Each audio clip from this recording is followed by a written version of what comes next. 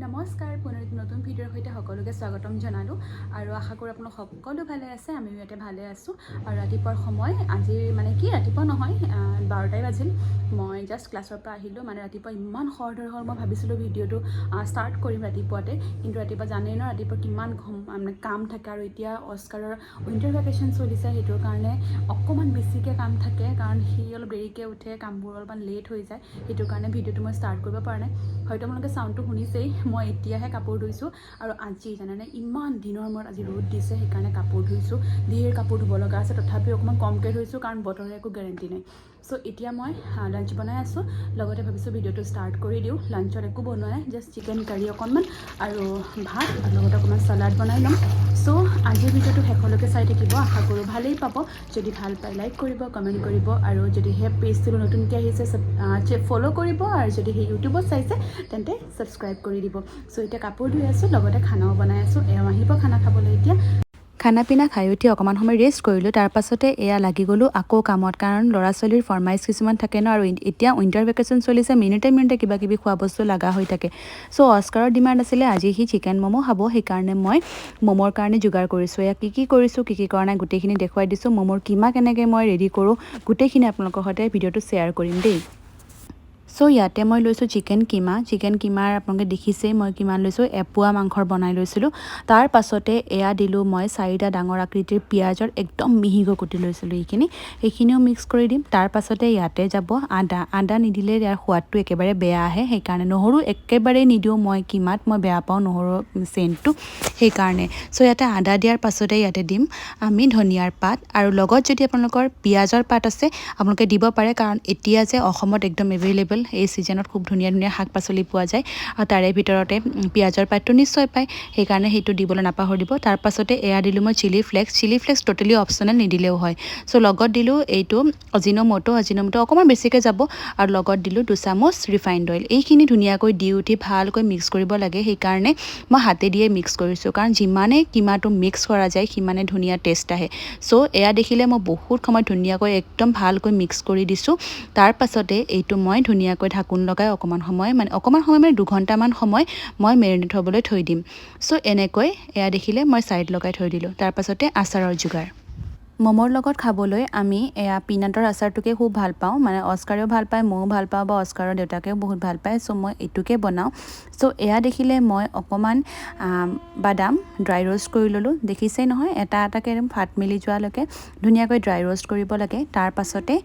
Same পেনত মই অকণমান তেল দিছোঁ তেলখিনি গৰম হোৱাৰ লগে লগে ইয়াতে আদা আৰু নহৰু দিলোঁ এইখিনি ধুনীয়াকৈ ফ্ৰাই কৰাৰ পাছত ইয়াতে দিম মই কাটি লোৱা পিঁয়াজখিনি ৰাফলি চপ কৰিলেই হ'ল তাৰ পাছতে জলকীয়া নিজৰ যিমান মানে জ্বলা লাগে সিমানেই দিব মই 3টা দিছোঁ সৰু বেছি জ্বলা নাছিলে কাৰণ অস্কাৰে বেছি জ্বলা দিলেও খাব নোৱাৰিব ন সেইকাৰণে চ' তাৰ পাছতে এয়া দিলোঁ মই বিলাহীখিনি ডাঙৰ চাইজৰ 4টা দিছোঁ তাৰ পাছতে এয়া নিমখ আৰু হালধি দিলোঁ নিমখ দিয়াৰ এটাই কাৰণ কুকিং প্ৰচেছটো অলপ সোনকালে হয় কাৰণ বিলাহী গলি যোৱালৈকে সিজাব লাগিব সেইকাৰণে তাৰ পাছতে দিলোঁ মই ধনিয়াৰ ঠাৰিখিনি মানে এনেই পেলনি যায় ন এইখিনি আচাৰত খুব ধুনীয়াকৈ ব্লেণ্ড হৈ যায় সেইকাৰণে মই ঠাৰিখিনি ব্যৱহাৰ কৰোঁ আচাৰত এই গোটেইখিনি মছলা খুব ধুনীয়াকৈ গলি যোৱালৈকে আমি সিজাব লাগিব তাৰ পাছতে ড্ৰাই ৰোষ্ট কৰি থোৱা পিনাটখিনিৰ মই বাকলিখিনি এনেকৈ গুচাই লৈছোঁ এয়া দেখিলে চ' এই বাদামখিনি মই ধুনীয়াকৈ এয়া এতিয়া পাউডাৰ কৰি ল'ম পাউডাৰখিনি একদম মিহি কৰিব নালাগে অকণমান দৰদৰাকৈ ৰাখি থ'লেই হ'ল এয়া দেখিলে গোটেইখিনি ৰেডি হৈ থাকিলে তাৰ পাছতে মোৰ যিখিনি মছলা মই ৰেডি কৰি আছিলোঁ সেইখিনি অলম'ষ্ট ধুনীয়াকৈ সিজিছে এয়া দেখিছেই নহয় একদম ধুনীয়াকৈ সিজাইছোঁ ঢাকোন লগাই পানী অকণো দিয়া নাই কাৰণ বিলাহীৰ পৰা যিখিনি পানী ওলাব সেইখিনি ধুনীয়াকৈ সিজি যায় চ' এইখিনি ধুনীয়াকৈ এতিয়া একদম ৰুম টেম্পাৰেচাৰত অহালৈকে আমি ঠাণ্ডা হ'বলৈ দিব লাগিব গেছৰ ফ্লেম অফ কৰি দিলোঁ আৰু এনেকৈয়ে থৈ দিম যেতিয়ালৈকে একদম ঠাণ্ডা হৈ নাযায় চ' এয়া দেখিলে বিলাহীখিনি ধুনীয়াকৈ একদম ৰুম টেম্পাৰেচাৰত আহিলে তাৰ পাছতে মই এই গ্ৰাইণ্ড কৰি থোৱা যে আছিলে পিনাটখিনি তাতে একেলগে মিক্স কৰি দিলোঁ আৰু লগতে অকণমান ফ্ৰাই পেনটোত পানী দি মিক্স কৰি দিলোঁ তাৰ পাছতে এয়া দেখিলে মোৰ হাতত আছে এয়া আমি তিমুৰ বুলি কওঁ চেচুৱান পেপাৰ অসমীয়াত কি বুলি কয় মই ভালকৈ নাজানিম চ' আৰু সেইখিনি ধুনীয়াকৈ দি উঠি ভালকৈ একদম ধুনীয়াকৈ পেষ্ট কৰি দিলোঁ আৰু আচাৰখিনি কিমান পনীয়াকৈ লাগে সিমান পনীয়াকৈ বনাব পাৰি চ' মই এইখিনিমানকৈ ৰাখিছোঁ এয়া দেখিছে ইমান টেম্পটিং হয় ন খাবলৈ ইমান টেষ্টি হয়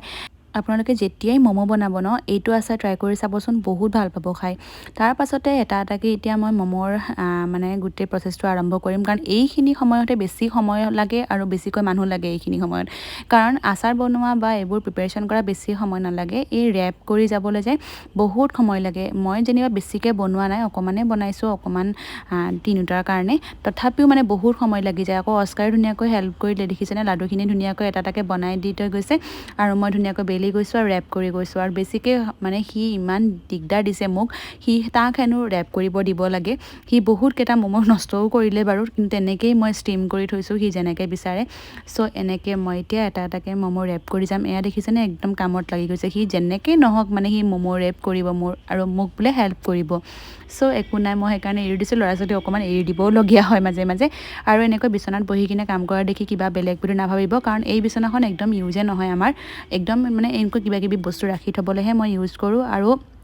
মানে কি হয়, তলত বহিবলৈ যেতিয়া ইমান ঠাণ্ডা ন, ইচ্ছা নাযায়। আৰু এনেকৈ বহি লৈ ধুনীয়াকৈ ৰেপ কৰি গৈ থাকিলে সহজ হয়, আৰু বহুত সময় লাগে যে, সেইকাৰণে এনেকৈ বহিব লগা হৈছে মই। আৰু এয়া এনেকৈ এটা এটাকৈ মই গোটেইখিনি ম'ম' ৰেপ কৰি গ'লোঁ। মই গোল ম'ম' বনাব নাজানো, অকণমান ট্ৰাই কৰোঁ তথাপি ভাল নহয়। মই এইটো চেপতে জানো, সেইকাৰণে মই এনেকৈয়ে বান্ধি বান্ধি থৈ দিওঁ। চ' তাৰ পাছতে এয়া দেখিলে মই ধুনীয়াকৈ ষ্টিমাৰটোত অকণমান অইল গ্ৰীছ কৰি লৈছোঁ আৰু লগে লগে ম'ম'খিনি ভৰাই গৈছোঁ। চ' এইখিনি ধুনীয়াকৈ অস্কাৰ দুটাকে মোক শ্বুট কৰি দিলে বাৰু। চ' এয়া দেখিলে গোল গোল ম'ম'কেইটা ভাল নহয়, কিন্তু এনেকুৱা জোন আকৃতিৰ ম'ম'কেইটা খুব ধুনীয়া হয়। ম'ম' ষ্টিমাৰত অকণমান পানী বইল হ'বলৈ যেতিয়া দিওঁ আমি, তেতিয়া অকণমান নেমু কাটি দিব লাগে, তেতিয়া বাচনটো ক'লা নহয়। অকল যদি পানী উতলাই দিওঁ বহুত ক'লা হয়। চ' তাৰ পাছতে এতিয়া মই ষ্টিম হ'বলৈ দিছোঁ, তাৰ পাছত দেখুৱাই আছোঁ। চ' আজি এই ম'ম' ৰেচিপিটো আপোনালোকে এবাৰ ডেফিনেটলি ট্ৰাই কৰি চাব, কেনেকুৱা পায় আৰু মোৰ কমেণ্ট বক্সত আহি জনাবলৈ নাপাহৰিব। আৰু আচাৰটো যে একদম এনেকৈ বনাই চাব, ম'ম'ত বহুত ভাল লাগে খাবলৈ। চ' আজিৰ ভিডিঅ'টো কেনেকুৱা পালে কমেণ্ট বক্সত জনাবলৈ নাপাহৰিব। আশা কৰোঁ ভালেই পালে। যদি ভাল পালে লাইক কৰিব, কমেণ্ট কৰিব, পেজটো যদি নতুনকৈ আহিছে ফ'ল' কৰি দিব, আৰু যদিহে মোক ইউটিউবত চাইছে তেন্তে ছাবস্ক্ৰাইব কৰি বেল আইকন প্ৰেছ কৰিব নাপাহৰিব।